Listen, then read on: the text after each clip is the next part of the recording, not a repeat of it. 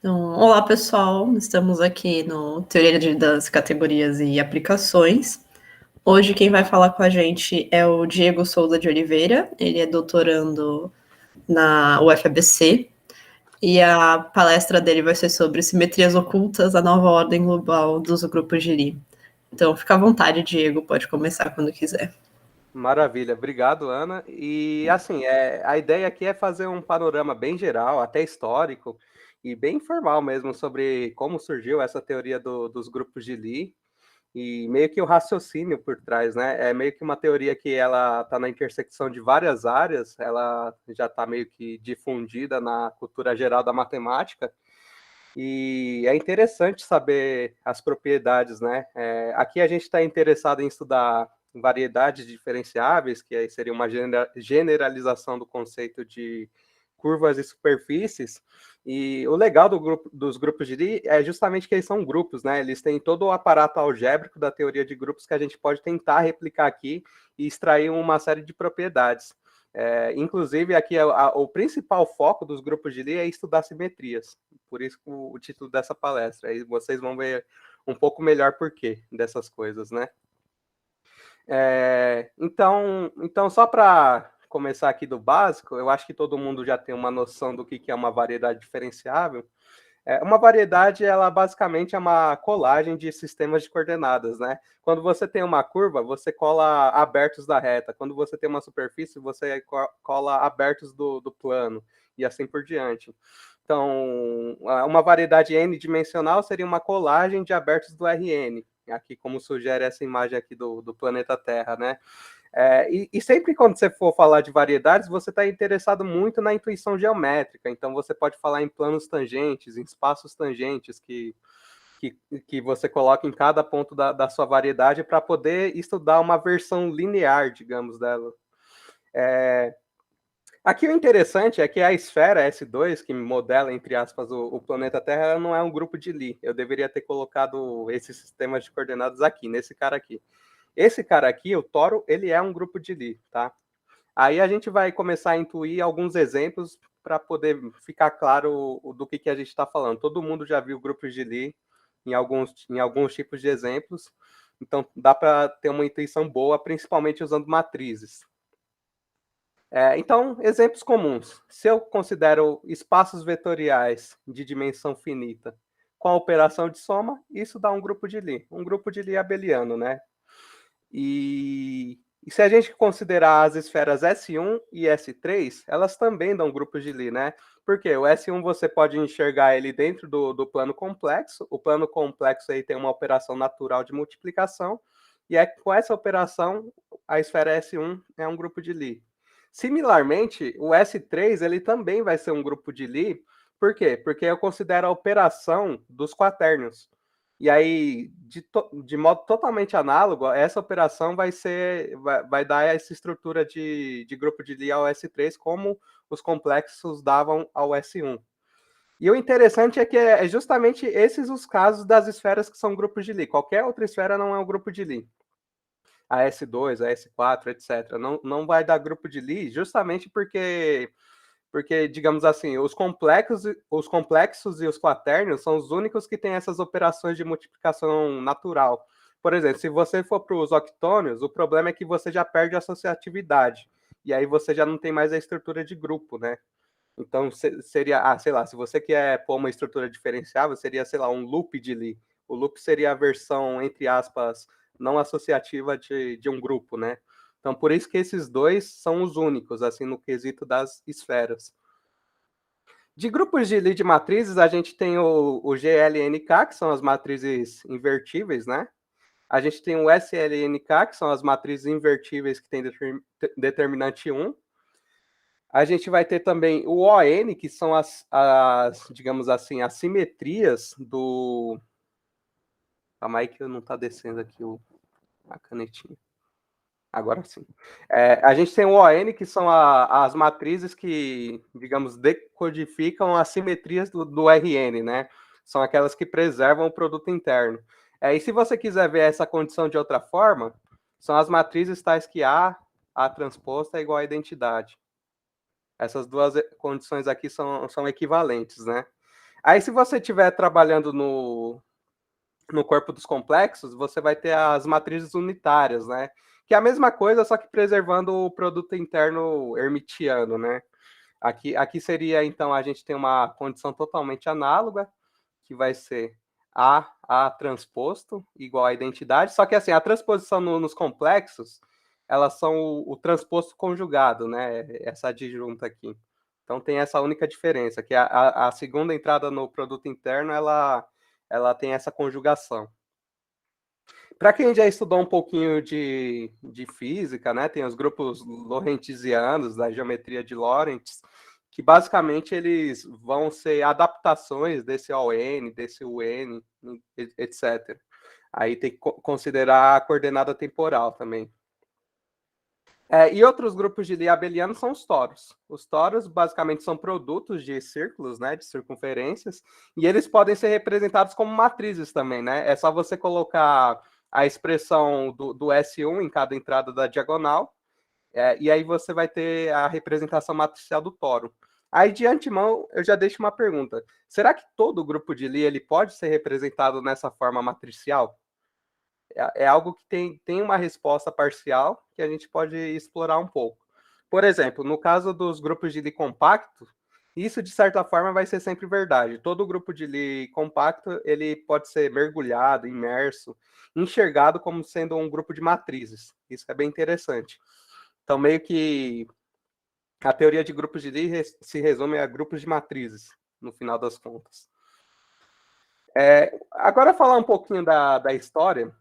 Essa teoria dos grupos de Lie, ela surgiu incrivelmente como um paralelo da teoria de Galois.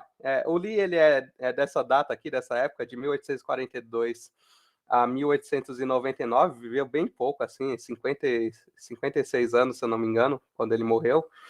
Ele estava interessado em obter um análogo dessa ideia do Galois de associar soluções polinomiais, que está associado ao conceito de extensões algébricas, a uma torre de subgrupos, né? É isso que a teoria de Galois basicamente diz. E aí o que ele fez foi justamente usar essa ideia para tentar associar soluções de equações diferenciais a grupos contínuos, né? Quando você resolve uma EDO mesmo, uma EDO você tem como solução algum tipo de órbita. Essa órbita vai ser meio que uma variedade. E essa variedade, se você conseguir pôr uma estrutura de grupo, vai ser um grupo de Lie. Então, ele teve essa ideia, né? E aí, para quem já viu, tem uma correspondência de Galois bem famosa também em topologia algébrica, que ela associa recobrimentos de um espaço topológico X a uma torre de subgrupos do grupo fundamental. Então, só para quem não viu ter uma ideia do que é um recobrimento, eu coloquei um exemplo aqui numa figura ao canto, que seria o recobrimento universal da esfera S1. O que é um recobrimento? É uma espécie de uma projeção. Você pega uma variedade, entre aspas, maior, você projeta na menor. Essas duas variedades, superfícies ou curvas, elas têm a mesma dimensão. E o interessante é que elas mapeiam localmente abertos dessa forma aqui. Então, por exemplo, se eu enxergar um abertinho bem pequenininho aqui na esfera S1, a pré-imagem dela vai formar uma série de fibras que tem como cópias esse aberto no helicoide. De tal modo que essas fibras, quando você projeta o helicoide no plano, vai dar justamente o aberto do círculo que eu estou interessado. Então, isso daqui também é uma outra correspondência bem bonita de Galois, para quem já viu topologia algébrica, mas eu não quero entrar em muitos detalhes. E o interessante é que toda variedades assim, a gente está colando sistemas de coordenadas, essa colagem é uma colagem puramente topológica, mas você sempre pode colocar uma estrutura geométrica na sua variedade. Então, por exemplo, pega essas duas figuras, a M1 e a M2. Do ponto de vista topológico, elas são equivalentes, né? Elas são homeomorfas, mas do ponto de vista geométrico, não. Essa M1 ela tem um comprimento menor do que a M2, ela tem ângulos, mas ângulos não triviais, enquanto que a M2 é uma reta, né? Então você sempre pode escolher uma estrutura métrica para dizer, ó, sua variedade é uma figura desse tipo, ela tem uma rigidez. E aí, o que seria um conceito de simetria, então, que a gente está interessado? A simetria nada mais é do que uma isometria do espaço em si mesmo, né? E o que é isometria? A isometria é justamente uma equivalência de variedades geométricas, né? As variedades riemannianas, variedades semi-riemannianas, por exemplo. Então, além de serem de preservar a estrutura topológica diferencial, que seriam os difeomorfismos, elas também preservam a rigidez da figura, né? Então, por exemplo, se você pegar uma esfera e rotacionar ela, ela continua sendo a mesma figura. Isso é uma espécie de simetria. Se você pegar o plano R2 e fizer uma translação em todos os pontos, continua andando o plano R2. Também é uma espécie de simetria. E aí, quais que são as propriedades intrínsecas dessas simetrias? A identidade é uma simetria, composição de simetrias é uma simetria, e as simetrias são inversíveis, elas são difeomorfismos. E as inversas delas também são simetrias. Ou seja, o pacote máximo de todas as simetrias, ele é decodificado pela informação de um grupo. Então, os grupos de Lie, eles são grupos de simetrias. Inclusive, o interessante é que, por muito pouco, os grupos de Lie eles não foram chamados de grupos de Klein. Por quê? O Klein ele foi um dos caras que estavam estudando essa ideia de grupos paralelamente no final do século XIX, meados do século XIX, vai. E aí estava estudando paralelamente esse conceito de grupos para poder enxergar os grupos como sendo, eles tendo um papel atuante na descrição das simetrias da sua figura. Enquanto que o Lie, ele já queria fazer uma correspondência com soluções de equações diferenciais. Só que aí o programa de Klein, ele, no quesito dos grupos, foi um pouco mais modesto, né? Ele não capturou tantas ideias quanto o desenvolvimento da teoria que o Lie propôs. Aí acabou se popularizando como grupos de Lie. E aí o interessante do Klein é a visão que ele tinha da geometria. Plano e o cilindro são isométricos. Então, o plano e o cilindro é interessante. Eles realmente são isométricos, porque eles não são globalmente isométricos a menos que você corte uma reta do cilindro. Se você tirar uma reta do cilindro, aí eles são isométricos.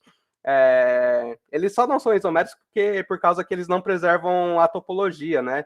Por exemplo, o cilindro ele tem um laço que não se deforma continuamente num ponto, ele não é simplesmente conexo, enquanto que o plano é simplesmente conexo. Mas se você tirar uma retinha do cilindro, aí fica isométrico, beleza? Mas, então, aí, voltando aqui à ideia do Klein, ele estava interessado em generalizar a noção de geometria da época. Tinha algumas noções de geometria que surgiram, principalmente para romper aquele grande problema do axioma das retas paralelas, lá do Euclides, que foi um negócio que durou, sei lá, 2 milênios sendo debatido, e surgiram teorias que negassem o axioma das paralelas. A geometria riemanniana é um exemplo disso. E o Klein tentou identificar, mas o que é uma geometria no fim das contas? O que é a noção de ser algo geométrico, né? E para o Klein, o interessante dele é que ele meio que tinha uma ideologia sobre o que seria a geometria. A geometria, no sentido do Klein, ele seria nada mais do que um conjunto, um grupo de simetrias agindo no espaço e transformando ele. Isso que seria geometria para o Klein. Então, assim, do ponto de vista do Klein, isso daqui é mais profundo do que parece. O que ele queria dizer com esse tipo de coisa? Ele criou um programa, né? Um programa chamado, eu não sei pronunciar esse nome, Erlang Program, que basicamente ele descrevia, como eu já disse, a geometria. Ele é um grupo de transformações agindo num dado espaço, uma figura geométrica, né? E uma propriedade geométrica é qualquer descrição desse espaço que é invariante por todas as transformações desse grupo. E aí, o que ele estava querendo dizer com isso, né? Então, toda figura geométrica, na verdade, ela estava munida de uma sacola de simetrias que organizava, que descrevia essa figura, né? Então, ele estava tentando intuir o papel do grupo de isometrias que a gente conhece hoje. Então, olha só como esse raciocínio ele é forte. Assim, o que ele estava querendo dizer com esse lance das simetrias, né? Vamos pensar no planeta Terra. Se você quer se locomover, sei lá, da América do Sul para a África do Sul, o que você faz? Você traça um caminho entre esses dois pontos. Sei lá, uma rota de avião, por exemplo. E aí você se locomove através dessa trajetória. O que o Clay estava mais ou menos tentando fazer era mudar um pouco essa ótica. Ao invés de você fazer essa trajetória, você esperava, você, por exemplo, ficava paradinho na sua América do Sul, violava as 3 leis de Newton, esperava o planeta girar até chegar na África do Sul, e aí você analisava a trajetória. Então, quem girava não era. Não, aliás, quem se locomovia não era você da sua origem até o seu destino. Era toda a figura. Todo o universo estava se locomovendo até chegar naquele ponto. Isso daí é um raciocínio profundo. Por quê? Porque você está dizendo que você pode ficar parado num ponto específico do seu espaço, fazer com que ele gire e chegar em qualquer ponto. Essa é a ideia de você percorrer uma figura geométrica só usando simetrias. Ele estava intuindo o que seria o conceito de espaço homogêneo. Então, assim, nesse sentido, a ideia do Clay ela acabou ficando um pouco ultrapassada, porque hoje a gente conhece vários exemplos de variedades que não são espaços homogêneos. Depois eu vou comentar um pouco mais sobre o que é espaço homogêneo. Mas, de certo modo, ele não estava tão errado, porque, assim, mesmo hoje, é bem difícil você calcular, por exemplo, obter exemplos de variedades que não sejam espaços homogêneos, por exemplo, no contexto das variedades compactas. Mas a gente vai explorar um pouquinho mais sobre isso. Então, a ideia do grupo de Lie para o Klein, é isso que eu falei. Usando alguma simetria oculta, entre aspas, você pode usar uma simetria oculta para fazer com que o universo gire até o ponto desejado. Então, as trajetórias são rotacional ao universo, não simplesmente se locomover. Então, o que seria, então, um grupo de simetrias, né? Então, o grupo de simetrias, ele, então, vai ser um grupo de isometrias indexada por um grupo, né? Então, basicamente, vai ser uma ação de grupos, né? Uma ação que pega um Gzinho, um ponto da variedade e leva no ponto correspondente. Depois que você aplica a simetria, você vê a imagem desse ponto. Então, isso daqui é o que a gente conhece hoje por um G-espaço, é uma ação de grupos na variedade, seguindo a ideia do Clay, né? Então, quando você tem variedades bem especiais, que são os grupos de Lie, eles são grupos e são variedades, com operação suave e tal, tudo bem comportado. Então, quando a gente tem um caso específico em que a variedade de interesse é igual ao próprio grupo, a gente tem translações, né? As translações são objetos justamente que eles decodificam essa ideia de percorrer o grupo, né? Você tem as translações à esquerda, as translações à direita, e você tem uma equação do tipo xy igual a z, que ela satisfaz a seguinte propriedade. Sempre que eu fixar dois deles, o terceiro está completamente determinado. Então, se eu quero sair do ponto x e ir para o ponto Z, eu tenho uma maneira Y de identificar o caminho entre eles, né? A simetria oculta que me leva de X para Z, né?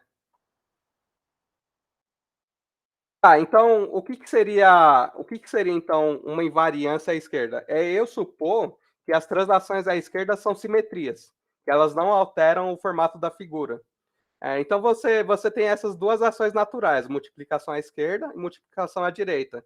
Então, aqui, sem perda de generalidade, eu vou assumir que as translações à esquerda que são as simetrias da minha variedade.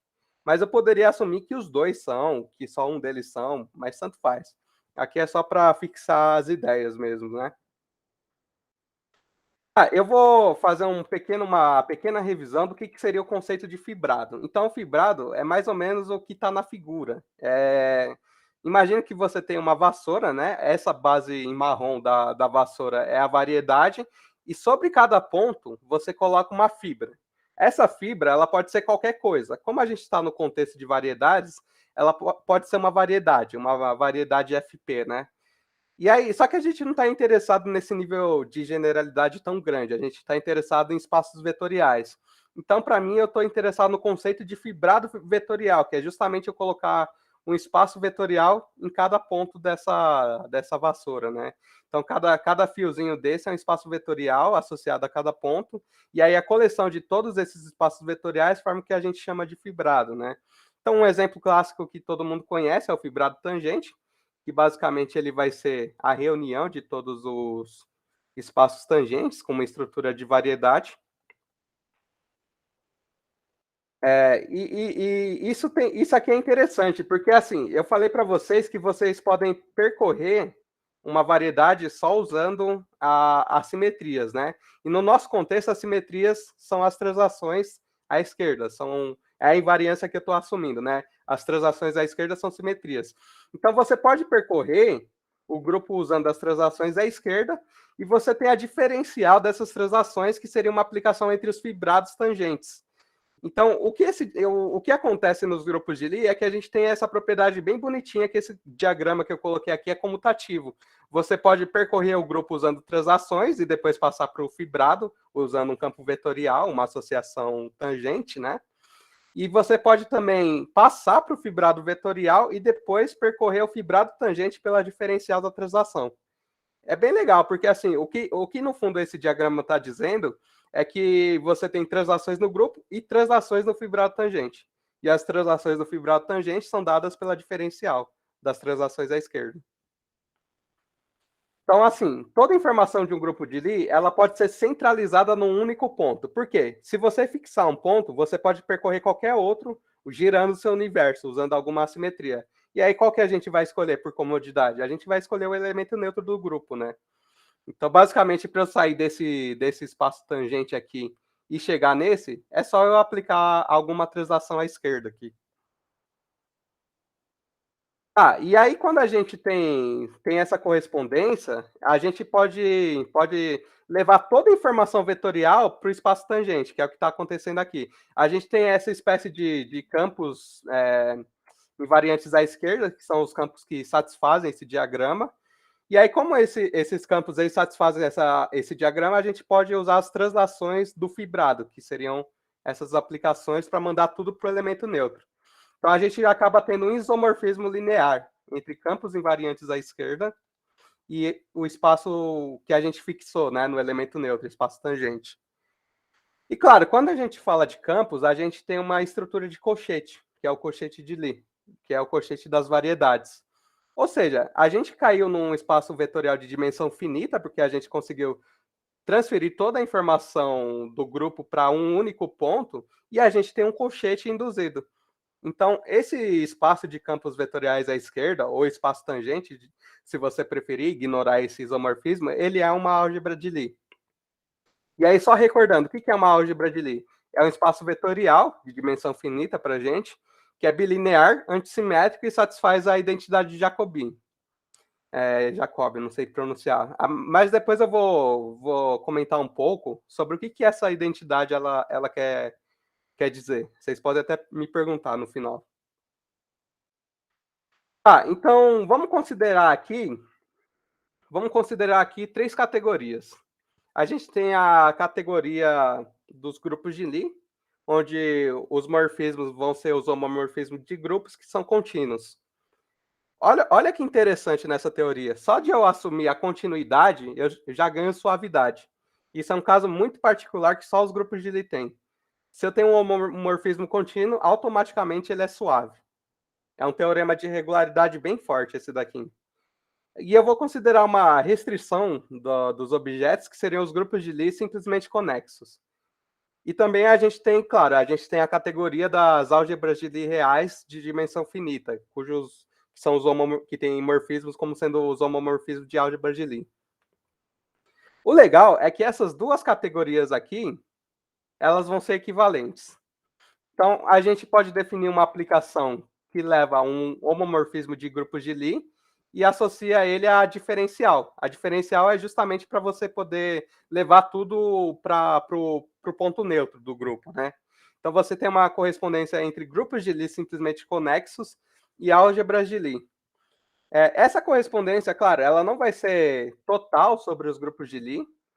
Seria até estranho você esperar que um objeto de natureza não linear fosse equivalente a um objeto de natureza totalmente linear. Isso realmente não vai acontecer.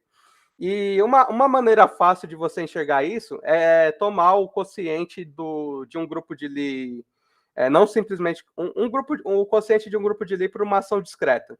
eles vão ter o mesmo espaço tangente. Então, são dois objetos diferentes que têm a mesma álgebra de Lie. Tá?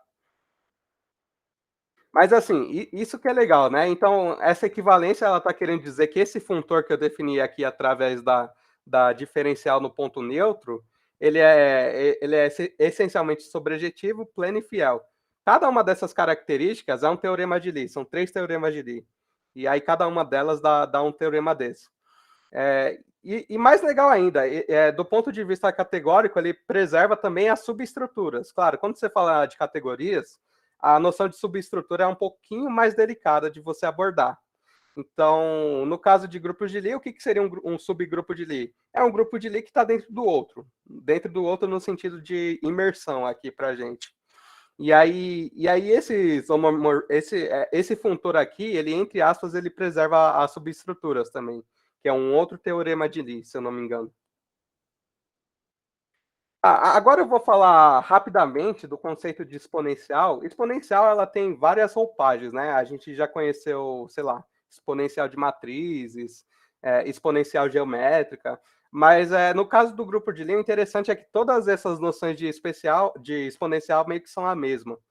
O que é a exponencial? Ela é a solução de uma EDO. Dada uma direção na sua variedade, a direção é um campo X, né? Dada uma direção na sua variedade, você consegue obter curvas integrais cujos tangentes dê essa direção que você previamente fixou, né? Então, seriam curvas integrais desse tipo aqui, seriam suas soluções, né? Algo mais ou menos assim. Claro, o desenho não ajuda muito, né? Mas essa solução dos grupos de Lie, ela acaba sendo global. Você consegue definir uma solução em todo o intervalo de tempo, né? Então, você pode trocar esse epsilon menos epsilon pela reta toda. Não é difícil provar isso. E aí a exponencial nada mais é do que as curvas integrais dessa EDO, né? E isso vai induzir para você, o que importa aqui da exponencial é que ela vai induzir uma correspondência entre os campos vetoriais invariantes à esquerda e os elementos do grupo, né? Então aqui a gente tem o universo algébrico, né? E aqui a gente tem o universo das variedades. E aí, ela também satisfaz uma condição de compatibilidade. Ela tem um diagrama comutativo. Sempre que eu tiver um homomorfismo de grupos de Lie, eu vou ter esse diagrama comutativo. Então, para passar do universo algébrico para o grupo, a gente tem essa correspondência aqui, né? A gente pode aplicar a exponencial e depois a identidade. Ou a gente pode fazer a correspondência no universo algébrico, o homomorfismo de Lie induzido nas álgebras, e depois passar para a variedade. Aí vocês podem já identificar, né, que tipo de estrutura é essa daqui, né? O que a exponencial é. Aí vocês meio que devem imaginar que seria uma espécie de transformação natural, né? Só que não. Qual que é o cuidado aqui, né? Esse cara aqui é um cara algébrico, esse cara aqui é uma variedade, e essa flecha aqui, ela é só conjuntista, né? Ela não é uma flecha de álgebra e nem é uma flecha de grupos de Lie, né? Ela é uma flecha conjuntista. Então, ela é uma transformação natural, mas se eu assumir que o contradomínio das minhas transformações naturais seja uma categoria de conjuntos, né? Que não tem muitas operações. Então é mais ou menos isso que eu escrevi aqui. A exponencial, ela não é um homomorfismo de Lie. Em geral, ela não satisfaz essa propriedade que a gente está acostumado na reta, por exemplo. Que a exponencial da soma é o produto. Ela só vai satisfazer isso quando o quociente for zero. Que tem a ver com o estudo da comutatividade. Então, basicamente, o que está falhando aqui, né? O que está falhando, entre aspas? Por que você não tem a exponencial com uma correspondência categórica tão boa? Porque justamente a gente tem um universo que é linear e um que não é linear. E o que vai pesar aqui vai ser justamente a comutatividade da coisa. Sempre que você tiver, por exemplo, quando você está no espaço vetorial, você tem uma única operação.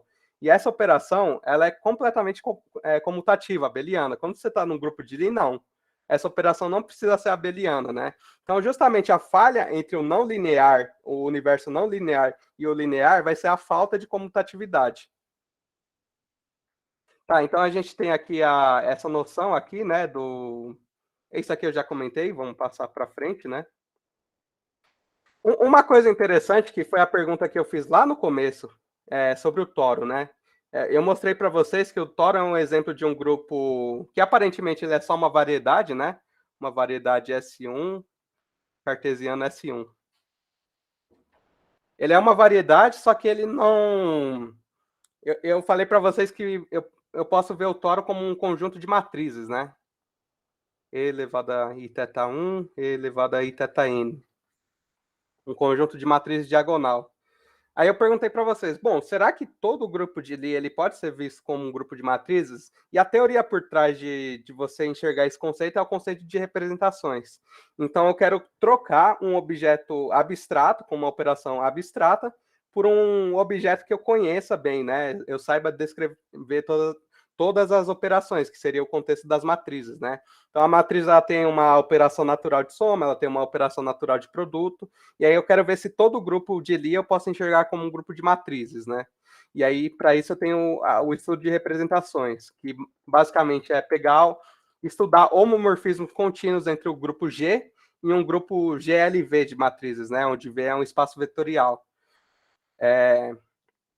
Todo homomorfismo desse tipo, isso também é clássico, pode ser visto como uma ação de grupos, né? Que vai pegar um G e um V e levar nesse homomorfismo associado, agindo nele, né? Agindo no vetor. Essa é uma ação linear, porque os objetos que eu estou estudando aqui são lineares, né? E aí, quando eu tenho um homomorfismo de grupos de Lie, eu posso considerar a derivada, que é aquele funtor Lie que eu defini lá em cima, né? E aí, a derivada vai ser uma representação de álgebras de Lie. Então você tem essa correspondência, né? Para você passar da representação do grupo para a representação da álgebra de Lie, é só você tomar a derivada no elemento neutro.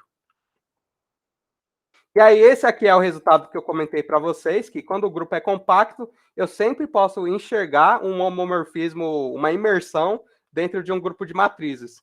É mais do que um grupo de matrizes, é o ON, é um grupo de matrizes que preserva todas as simetrias do seu objeto. E aqui tem duas representações bem famosas, que são as representações regulares à esquerda e à direita, que são essas duas representações que eu coloquei aqui, que é basicamente você pegar uma função e compor com uma translação. Aqui no caso, se for à direita, você compõe com as translações à direita, e se for à esquerda, você compõe com translações à esquerda. Esse -1 aqui não tem nada demais, é só para você enxergar a ação do grupo sempre do mesmo lado, sempre à esquerda, por exemplo. E o interessante dessas representações é que, de certa forma, elas contêm todas as representações do grupo. Esse do compacto usa o produto... Isso, exatamente. Eu uso um produto interno G invariante. É isso mesmo. O interessante dessas representações é o que é uma representação, então, é meio que um espaço vetorial munido de uma ação. E aí, se você considerar subrepresentações, você vai ter a menor delas. Digamos assim, que são a noção de menor seriam as representações irredutíveis. Essas duas representações, que são representações em espaços de dimensão infinita, né? Porque o C infinito é um espaço bem grandão, ela vai conter todas as representações finitas, de dimensão finita, e vai conter todas as representações irredutíveis.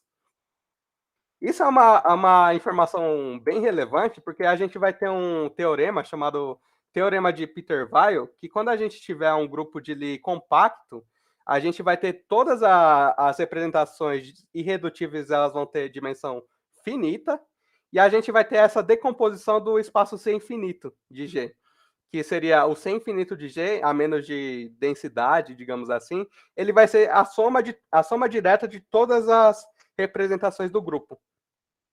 Isso é uma decomposição bem legal. Você pode usar... Aqui tem normas clássicas para você usar, né? Você pode usar a norma infinito, você pode usar, por exemplo, a norma 2.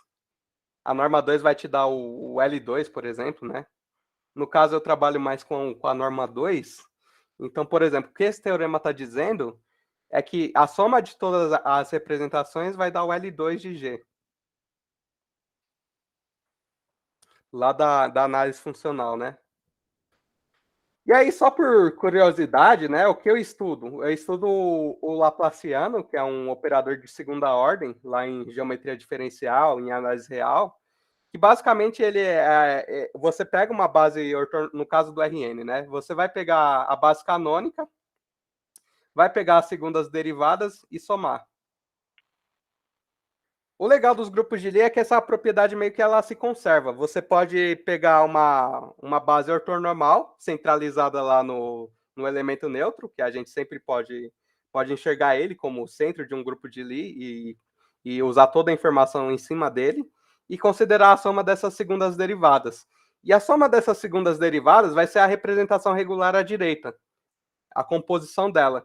Então, assim, né, não é tão relevante essa fórmula, mas olha que interessante, um operador de geometria, um operador de análise, ele está virando, na verdade, um operador totalmente algébrico.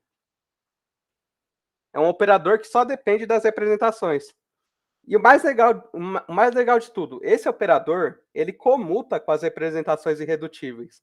Então, ao invés de eu estudar esse espaço grandão aqui, esse C infinito de G grandão, eu posso estudar só partes menores dele. Eu posso estudar só esses espacinhos pequenos, que são representações irredutíveis. E aí você passou de um operador da análise funcional, de dimensão infinita tal, para operadores da álgebra linear clássica, operadores de dimensão finita. E aí, o meu interesse, por exemplo, é resolver a equação de autovalores, calcular os autovalores e os autoespaços, né? E aí, como eu falei para vocês, isso vai virar nada mais uma série de equações em operadores de álgebra linear de dimensão finita, que é dado a cada representação irredutível. Isso é bem legal, tá? Você passou de um problema complicado para um problema de álgebra linear. Tá, e aí só para comentar curiosidades, coisas que estão bem relacionadas a essa teoria de grupos de Lie, a gente pode considerar, por exemplo, quocientes de grupos de Lie, que seriam quocientes dessa forma aqui, G sobre K. Isso é o que a gente chama de espaço homogêneo. Esse daqui é o conjunto das classes laterais, eu estou enxergando o K aqui como uma ação à direita, por multiplicação. Aí eu tenho esse espaço de classes laterais, eu posso munir ele de uma estrutura de variedade, tá? Isso daqui vai ser um espaço homogêneo. E uma maneira equivalente de você definir espaço homogêneo é justamente a ideia do Klein, que é você considerar uma figura geométrica M, uma variedade, considerar uma ação de grupos agindo, um grupo de transformações agindo nessa variedade, de tal modo que você pode sempre percorrer dados dois pontos P e Q, você sempre consegue achar um elemento do grupo G, tal que G aplicado em P resulta no quê? Você sempre pode achar uma simetria oculta, né? Para se locomover entre dois pontos. Isso era o que o Klein enxergava como geometria, né? E aí o espaço homogêneo é justamente isso. E no contexto algébrico, no contexto de quociente de grupos, isso daqui fica claro também. Por quê? Quando eu considero a ação do grupo G no espaço homogêneo G sobre K, a gente tem essa ação aqui, né? Que pega o X, pega uma classe lateral e leva na multiplicação. Essa multiplicação aqui nada mais é do que uma simples mudança de variável no seu grupo. Por isso que você consegue percorrer o espaço todo. Você só está fazendo uma mudança de variável. E o legal é que essas duas coisas são equivalentes. Aí, de novo, aparentemente você começou com um objeto geométrico, abstrato, e você recaiu num objeto algébrico. Esse que é o grande poder assim dos grupos de é você passar de uma coisa abstratamente complicada para uma coisa algebricamente mais conhecida. E aí a gente tem alguns exemplos, por exemplo, o RN. O RN ele é o produto semidireto do ON, que são as simetrias que fixam a origem, pelas translações, que é dado pelo próprio RN, cocientado pelo ON. Então, aí você pode se perguntar, será que toda variedade você consegue uma decomposição dessa forma? Aí o Klein, ele meio que intuía que sim, mas a verdade é que não. Só os espaços homogêneos. E aí o que acontece esse daqui é um exemplo bem legal, esse da esfera, né? Que a esfera é o quociente do ON mais 1 pelo ON. Aí o ON, eu estou enxergando aí dentro do ON mais 1 como sendo as transformações lineares do ON. Aqui eu coloquei errado, tá? Aqui seriam as transformações lineares.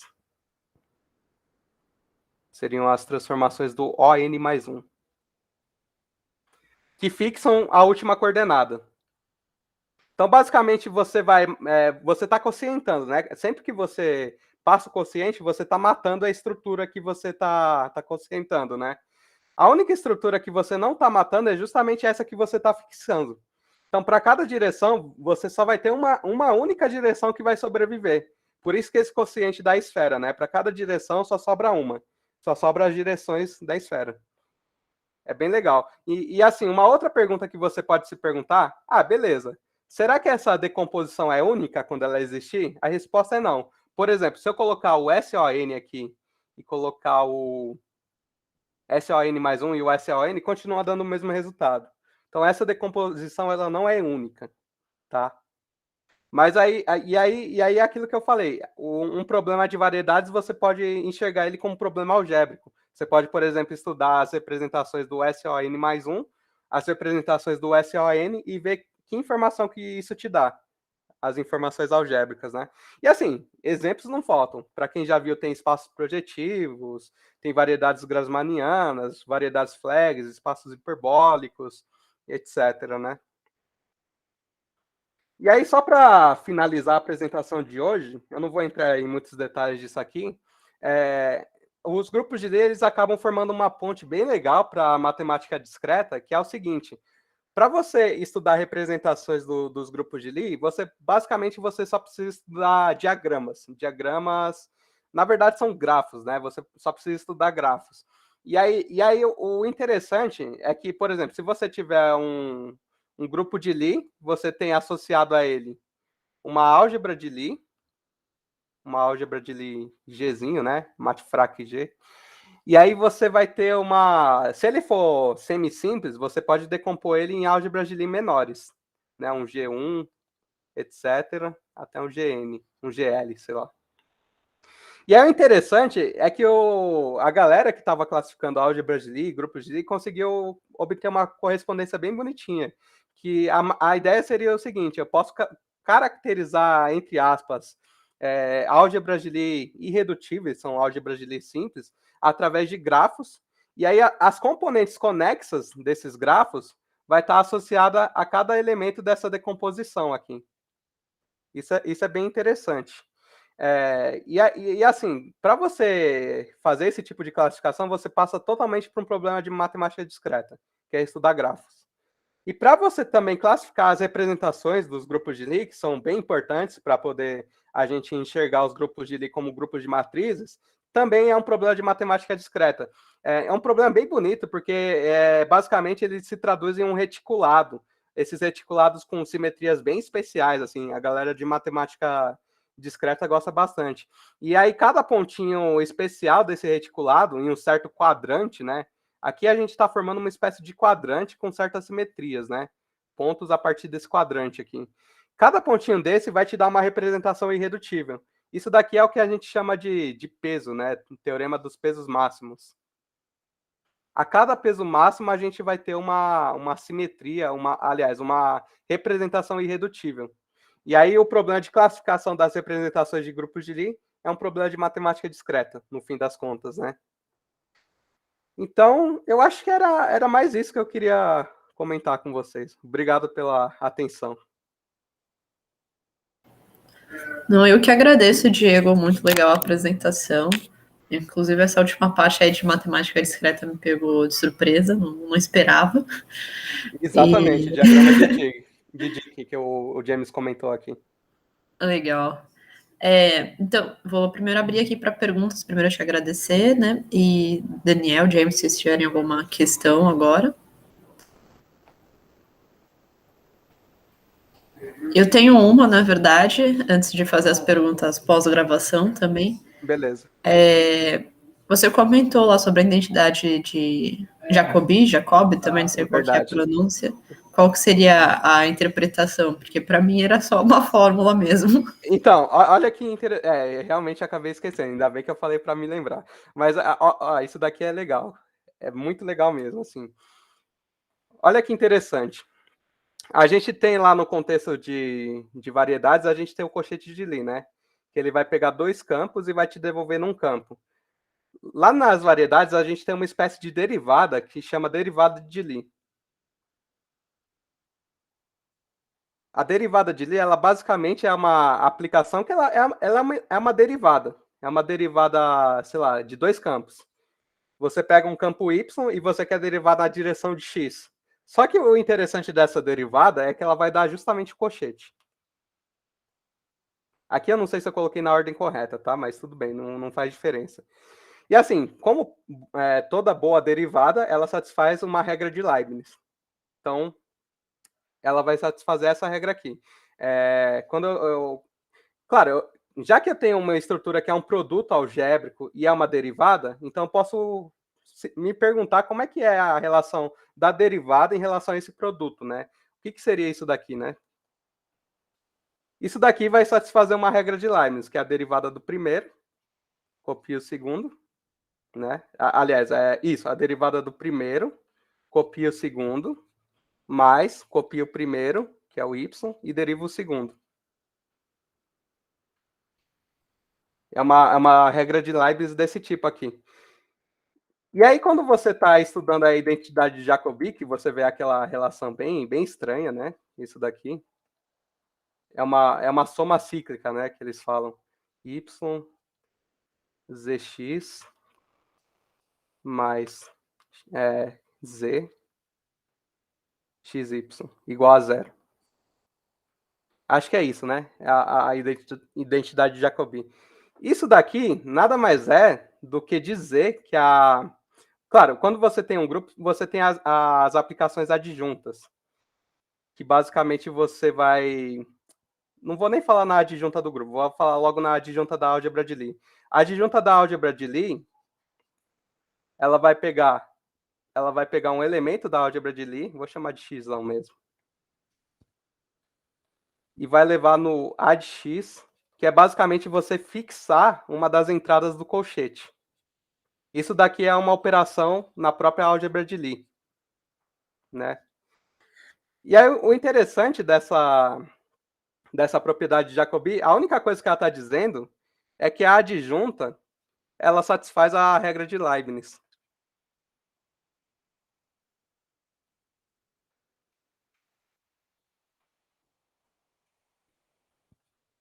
Por quê? Olha o que está acontecendo aqui. Isso daqui é uma adjunta, né? Vamos traduzir, né? O que seria essa identidade. É a adjunta de x tomado com... Opa, deixa eu ver. Eu acho que eu fiz invertido aqui, mas tudo bem. Vai ficar a mesma coisa.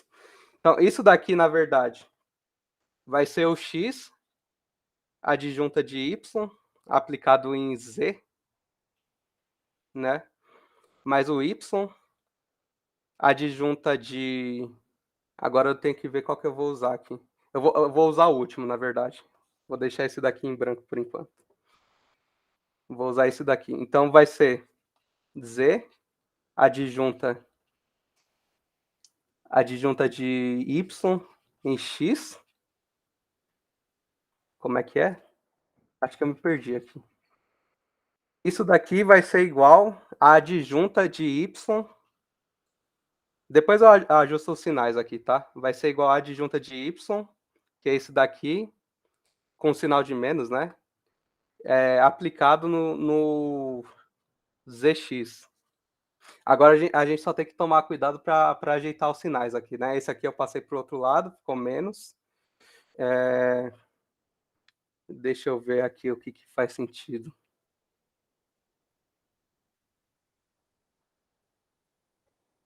Tá, esse daqui tá certo, se eu não me engano. Não, isso. Esse daqui, na verdade, tem um menos aqui, né? Esse aqui tem um menos.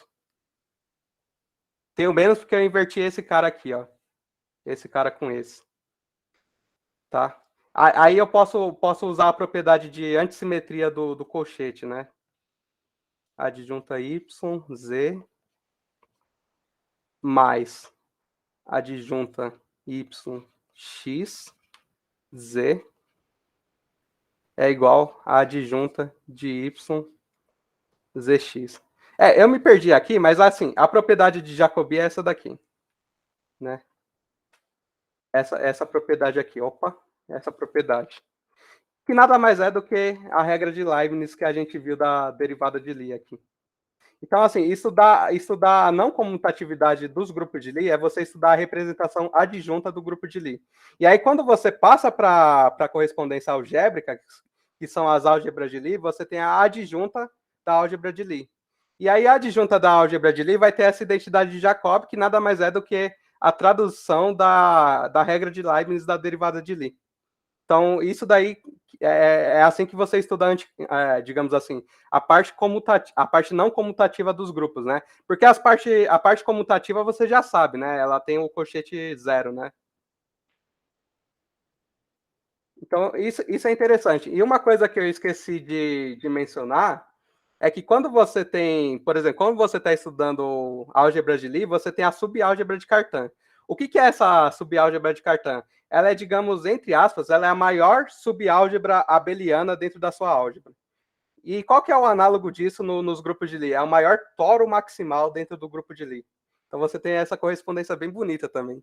Então a maior álgebra abeliana dentro da sua estrutura algébrica é o maior toro dentro da sua estrutura de variedade. Também tem essa correspondência bem legal. Mas basicamente é isso que eu queria dizer. Assim, não é tão, como fala, não é tão artificial essa identidade de Jacobi. É justamente você dizer que a adjunta satisfaz uma regra de derivação, uma regra de Leibniz, para estudar a comutatividade ou a não comutatividade de um grupo de Lie. É só isso.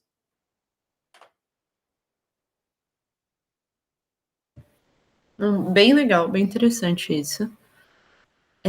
Eu vou encerrar a gravação, mas eu ainda tenho vários comentários para fazer aqui. Te agradeço, Diego, pela apresentação, foi bem legal mesmo. Eu que agradeço. Conte comigo aí sempre.